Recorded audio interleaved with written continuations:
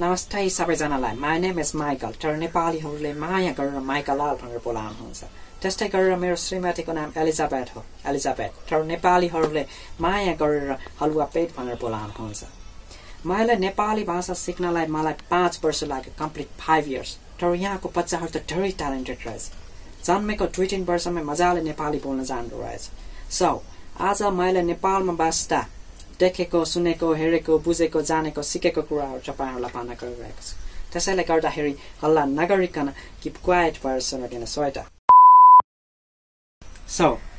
हाम्रो कन्ट्रीमा बीच बाटोमा बम भेटियो भनेदेखि मान्छेहरू डराएर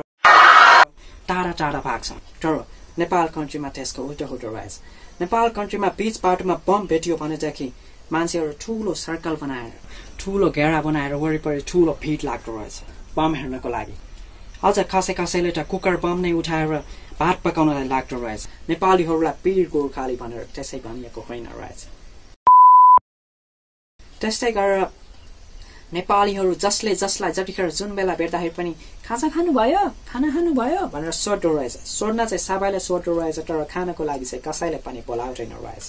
विश्वास लागेन भने तपाईँ आफै हेर्न सक्नुहुन्छ ओ माइकलाल ब्रो के छ खाना खायो खाए खाइसक्यो ए ल त म लागे है त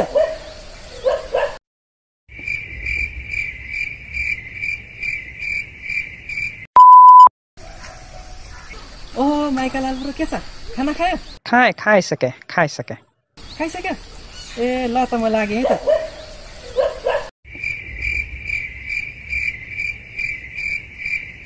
यो मान्छेले मलाई चाहिला भेट्दा पनि खाजा खानु भयो भनेर सोध्छ यो मान्छेले मलाई घरमा बोलाएर ठुलो पार्टी दिन खोजे जस्तो छ सो भोलि म खाना नखाई आउनु पर्यो अनि यो मान्छेले मलाई पक्का पनि खाना खान बोलाउँछ मेरो खानाको भोलिको पैसा बाँच्ने भयो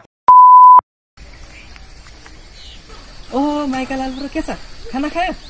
छैन आज त केही पनि खाएको छैन मैले छैन ए अरु नखाए पनि हलुवा बेत खायो होला छैन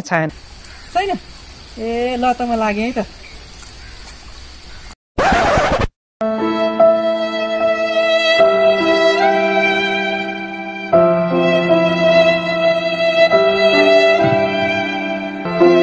खानालाई बोलाउँदै नबोलाउने भए सोरेको चाहिँ किन होला के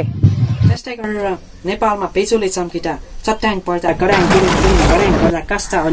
कन्डिसन हुन्छ त्यो पनि यहाँ हेर्न सक्नुहुन्छ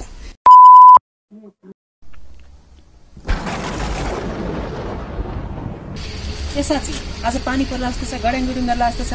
गड्याङ गुडुङ गऱ्यो भनेदेखि चट्याङ पर्यो भनेदेखि घरमा टिभी कम्प्युटर के छ सब बन्द गर्नु नि अथवा पड्केला नि फेरि घरमा टिभी के छ सब बन्द गर्नु नि अथवा पड्केला नि फेरि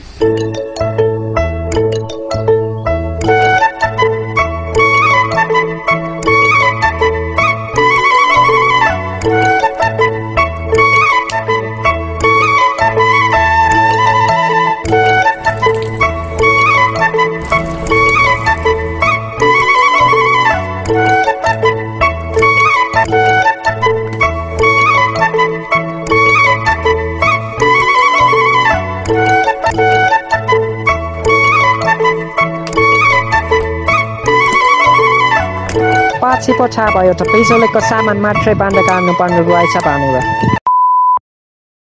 नेपालीहरू दाहिने आँखा फरफराउँदाखेरि नराम्रो समाचार आउँछ भन्नु रहेछ त्यसै गरेर झुकिएर जिब्रो टोकिँदाखेरि मासु खान पाउँछ भन्नु रहेछ त्यस्तै गरेर हात चिलायो भनेदेखि धेरै पैसा कमाउँछ धनी मान्छे हुन्छ भन्नु रहेछ तर हाम्रो कन्ट्रीमा त्यस्तो भन्दैन हाम्रो कन्ट्रीमा कसैको हात चिलायो भनेदेखि के भन्छ त्यो तपाईहरुलाई थाहा छ कि छैन हाम्रो कन्ट्रीमा कसैको हात चिलायो भनेदेखि छे तिम्रो हात धेरै डटी रहेछ गो वाश योर ह्यान्ड्स भन्छ त्यस्तै गरेर नेपाल एउटा एग्रिकल्चरल कन्ट्री भएको हुनाले यहाँको इरिगेसन प्रोजेक्ट यहाँको सिँचाइ प्रोजेक्ट एकदमै फस्ट आएको रहेछ यहाँको क्यापिटल सिटी काठमाडौँमा त झन् मनसुन सिजनमा यति धेरै सिँचाइ हुँदो रहेछ कि बीच बाटोमा समेत धान रोप्न मिल्दो रहेछ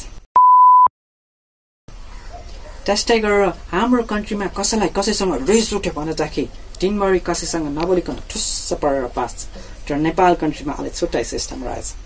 नेपाल कन्ट्रीमा कसैसँग रिस उठ्यो भनेदेखि जाडो महिना भए पनि गर्मी महिना भए पनि बीच बाटोमा गएर आगो ताप्दो रहेछ त्यो पनि टायर बालेर अनि पुतला जलाएर आगो ताप्दो रहेछ।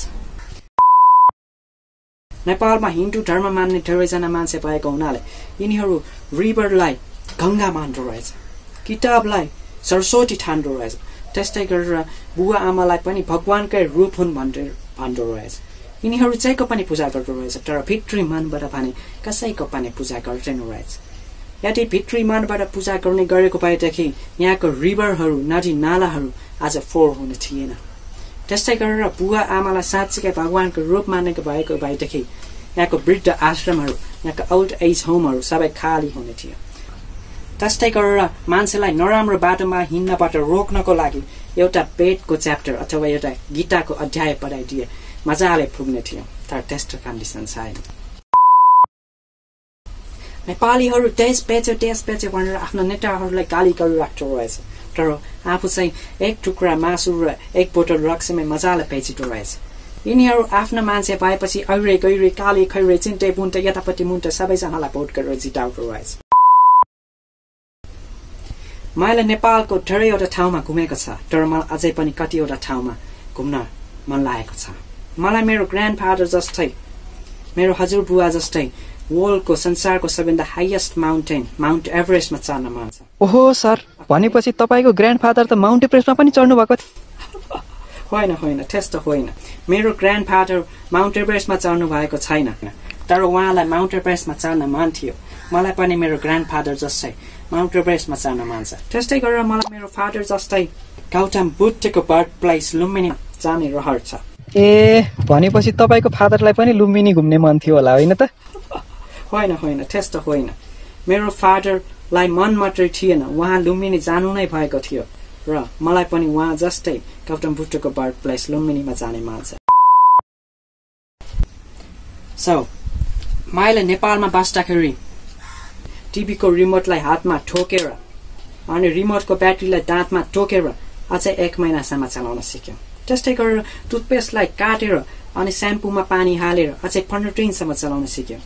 नेपालले मलाई त धेरै कुरा सिकायो, तर यस भिडियो मार्फत मैले नेपालीहरूलाई केही सिकाउन पाए कि पाएन त्यो त तपाईहरू नै भन्न सक्नुहुन्छ। त्यसैले कमेन्ट बक्समा कमेन्ट गरेर भनिदिनु होला। हस्त, धन्यवाद।